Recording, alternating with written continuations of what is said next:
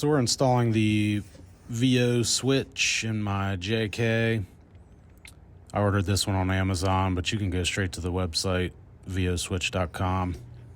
They have different colored switches and a couple different models. This one here is for the JK, obviously. It comes packaged pretty well. There are some decent instructions, which are in full color. The wiring for this is super simple.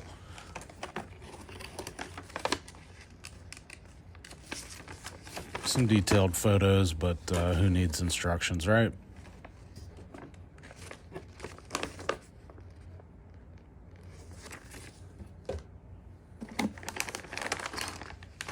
It does come with plenty of switch covers.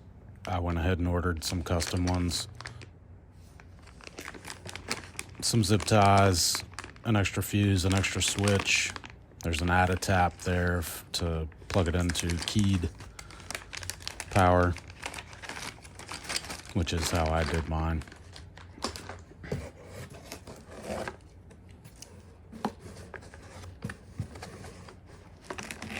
The relay module here, surprisingly well built as it appears.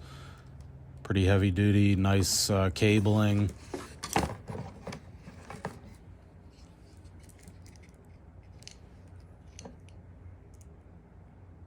That's the fused power wire there. It seems nice for what you pay. This is a lot cheaper than some of the other name brand alternatives. However, I highly doubt this is made in the USA, so there is that. Here's your switch panel, 8 switches. Again, same quality as the relay module. Everything's pre-wired. Pretty nice in my opinion. Hopefully this lasts a while. All metal construction. This little clamp here gets moved down toward the center to mount in the JK. It goes on the footman's loop. I got the green. That's just a pressure touch switch. You don't actually push it, just touch it. Hopefully everything works as planned. So that's the unboxing. We'll head out to the garage and get this thing installed. Here's a shot of the wiring diagram. As I said, it is crazy simple.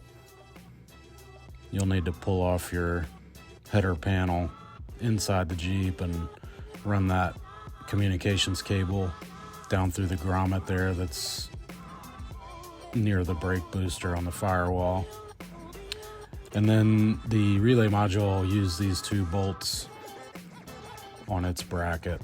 So yank those out real quick, 10 mil.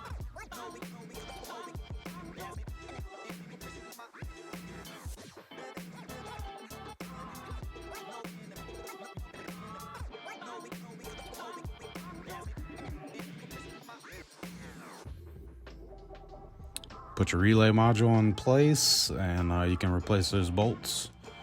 Snug those down.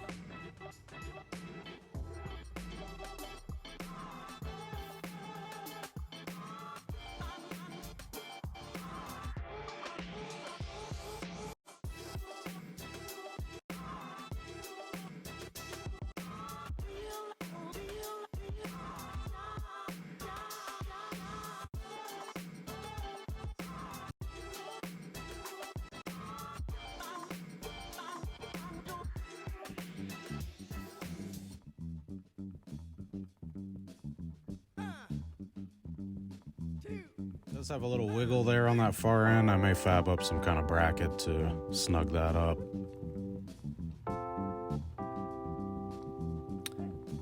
Next thing you need to do is go ahead and plug in your communications cable from the interior of the vehicle, the switch panel, to the relay module. And then you will send that power wire across the firewall over to the battery. The ground cable is quite a bit smaller gauge than the power wire. Not sure how that'll fare over time, but if need be, we'll replace it with something a little heavier duty.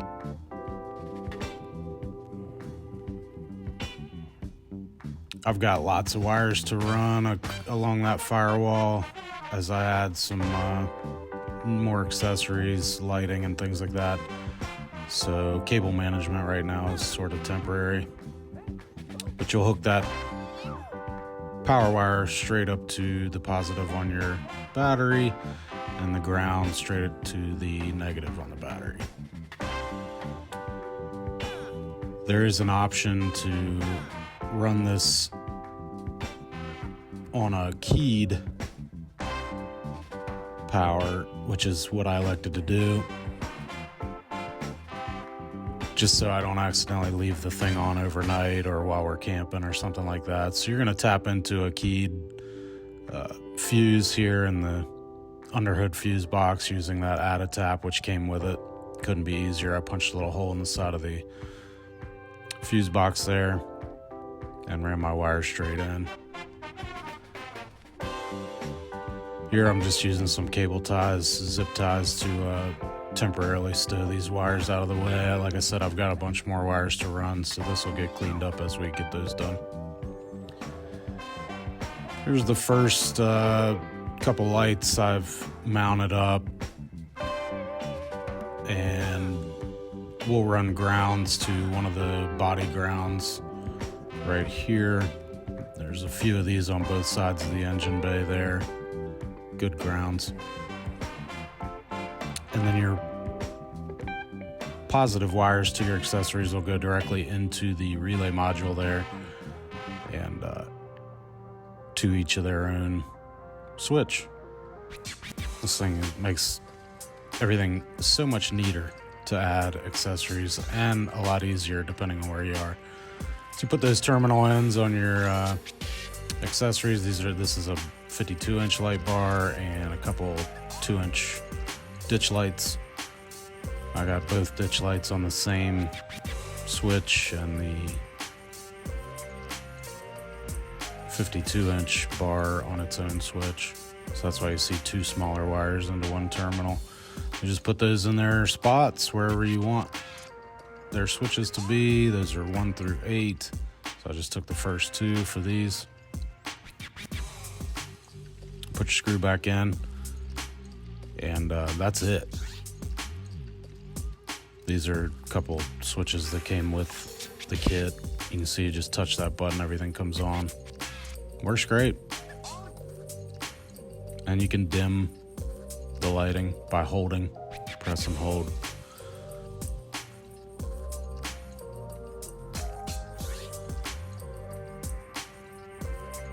Now I've got some super bright lighting, all on the touch of a switch. So I appreciate you guys watching. We'll be wiring up a few more things. I got the winch I want to put on a switch, and a couple other accessories. So look out for those videos. Thanks for watching, guys. We'll see you next time. Blackwater Overlanding.